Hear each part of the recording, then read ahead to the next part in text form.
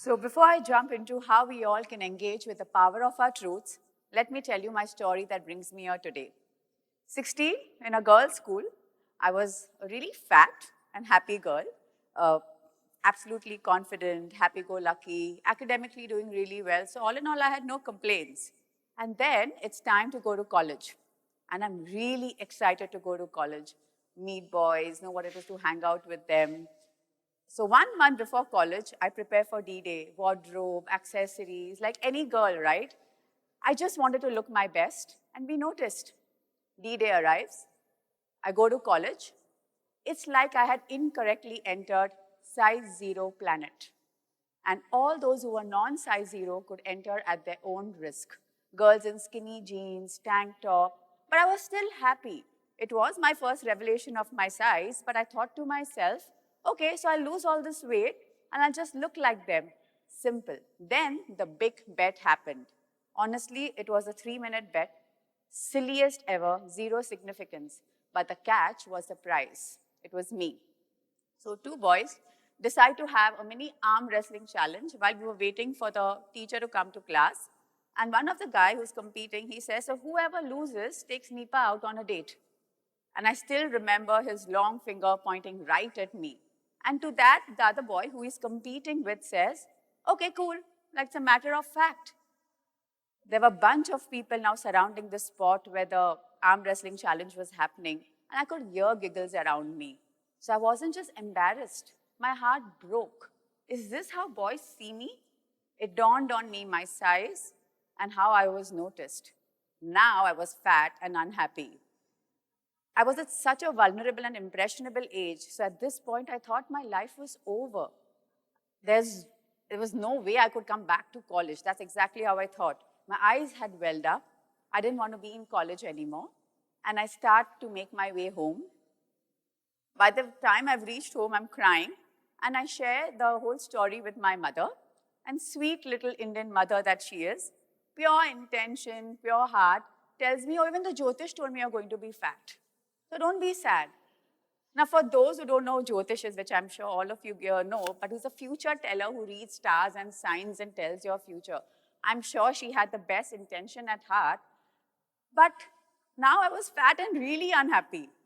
And in my defense, I did think for a minute, how does a Jyotish know I'm going to be fat forever? But when you don't know better, you start believing such stuff. Now, I so badly wanted to change the situation. How the boys saw me, what the Jyotish had to say. So my immediate solution was, I have to change this body by whatever means. Next 3 months, I do crazy stuff. Unhealthy diet, eating once a day, fainting situations, swimming some 60 lengths in 60 minutes in the morning, again swimming or running in the evening. But I didn't care. I just wanted to be thin. In 3 months, I lose 15 kgs by the most horrible methods. Neither did I have the resources nor the knowledge. So I used to do random stuff around me. I do look thin then. I start getting attention. So now I should be happy, right? But now I was a thin girl, but a fat girl in my head. So basically, the day the bet incident had happened, a girl with low self-worth and low confidence had checked right into my head. And she had made a comfortable spot. She ensured my low self-worth, low confidence, my need for validation never left me. She was nauseating, disturbing, defeating. I used to unknowingly compensate with academic results, success stories, and success graph, and buying things, social life, because I thought these things will define who I am. Only years later did I even realize or even got aware of this fat girl in my head, because years later, the physical signs were so evident. I had leaky gut, weak immunity, 18 hours migraine, insomnia. I used to sleep for like 4 hours for like 1.5 years, overanalyzing every single thing, and my low self-worth and my emotional issues had started to show up in my personal pattern, my social life, my choices in relationship. Now I just didn't want to solve my health. I wanted to get to the root of all this. Where was all this coming from? Just to get to the root of all this, to the bottom of all this, I took years to understand. to myself, to reboot myself, to know my truth, to engage with it, and to live in it and be what I am today. So a couple of life transitions happen at this time, from fat girl in my head to being me, from chasing success and people liking me to chasing happiness, from identity confusion to identity major confusion to identity clarification, and from corporate life to health life and results coach. Yes, it's been quite a journey, but I would like to make a quick point here that my low self-worth, my low confidence came from the fat girl, but it doesn't have to always be a fat girl story. There's so many emotional issues and physical barriers that happen, and all these self-doubts and fear creep so deep inside us and become our being that we don't even get aware for a very long time. And all of us can go through these transitions only if we know these truths and act on them. And that's when we'll take these big leaps in our lives, right? And these 4 truths that I'm going to share right now, they're going to seem uncomfortable because our tendency has been to deny them, not to accept them, or not even recognize them as truths. So, number 1, our negative emotions are our truth. We need to chill with them, hang out with them, and have coffee with them. So when I went through this whole emotional and health breakdown, my first step was accept. Accept that yes, you're not okay. Accept that you're not happy. Accept that you get immense anxiety when someone doesn't give you the validation you want. Accept that you get super low when you're rejected. So when I started to accept these emotions, I started to engage with my trigger points. I started to engage with my negative emotions. You know, we grow up and we're told to, we believe that we're not supposed to feel suppression and grief and anger and anxiety and pain or suffering because we have to be positive, even if we don't feel that. But that's knowing the truth and not accepting it. So when I accepted my trigger points, I started to embrace my flaws. I became flawsome. I started to embrace every situation that came in my life, an external person or an external environment that pushed this trigger button, because I used them to understand myself better, to know things about me I never knew, to have this entire internal conversation. And that's how I engaged with this truth. Number 2, our questions are our truth. Question everything, question the unquestioned. So when I ask questions stemming from my innate traits, fearlessness, curiosity, childlikeness, traits that we all have, I ask some hard stuff. So I had these 2 voices in my head by now. The girl who was dying to be me and the girl with a low self-worth. So the girl who was dying to be herself would ask, but what is my purpose? How do I know who I am? And how do I actually understand self-love and self-care and self-confidence? And to that, the girl with low self-worth would say, is anybody asking these questions around you? Do you want to sound stupid? Do you want to sound dumb, or do you want to be accepted? Just mask them by your intelligence and stop asking them. So these questions bantering constantly happened in my life. And by now, my peers have started to call me Googleshwar, because I just had questions and questions and questions. But it all brought out my own conditioning of the society. I was so obsessed living by the society's checklist of when to be settled and when to be married and when to have kids, that I'd just forgotten myself or even recognize who I am. So when you ask questions stemming from preconditioned state, right, from here, which is your ground zero level, you realize you're seeking answers, but your questions are your answer. And all we need to do is ask the first question. And it starts impacting us in a very deep part of us. And you'll start to see it reflecting in your actions, in your feelings. And that's how I engaged with my questions, and that's how I engaged with this truth. Number 3, our actions are our truth. Just by observing our actions, we come closer to living our desired values and beliefs, living the way we truly want to.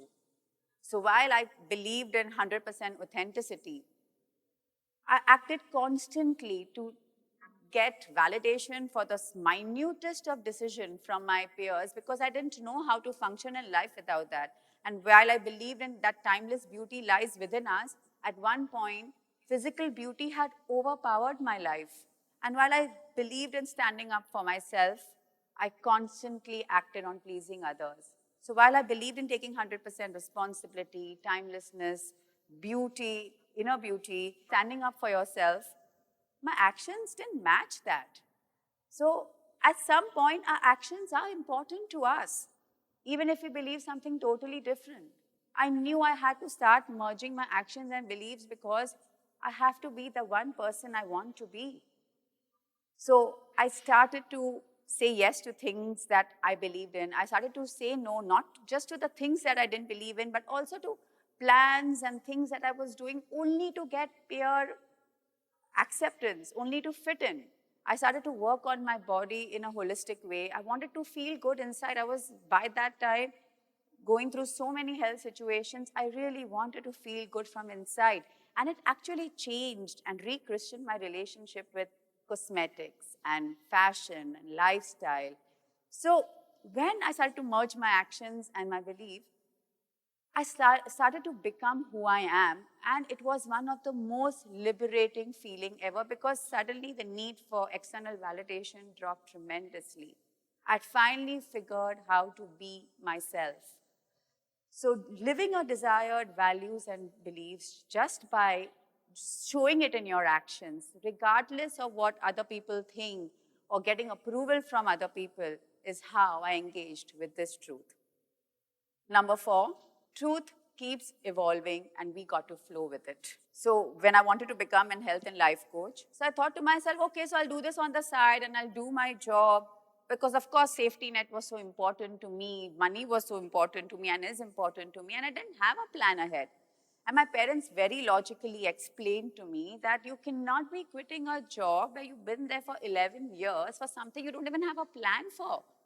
As like my dad, usually a huge checklist comes out of this is what you're doing and this is what you're not doing. So the thing is that it took me 1.5 years just to quit my job, and even then I didn't have a plan of how I was going to merge my passion and my business to actually fend for myself, because that is what I was used to. But that's the thing about truth. It doesn't always have facts attached to it, except for your gut telling you, do it. I saw the evolution of truth in many different things, the kind of holidays I started to go for, the friends I started to connect with, the friends I could not connect with anymore, my lifestyle choices, routine, habit, and I realized that evolution of truth is just feeling good, simply feeling good. So I started to see the evolution of truth as camping. We get so curious about this new spot. We want to go and explore the entire landscape. We take our camping gear and we camp there. And just when we're getting comfortable, something else strikes and your gut tells you, oh, you should go to that spot now. So you wrap all this up and you go there. And then to the next spot, and then to the next spot. That's the evolution of truth. It's listening to your inner voice, your gut, your intuition, because it's telling you what feels good and what doesn't.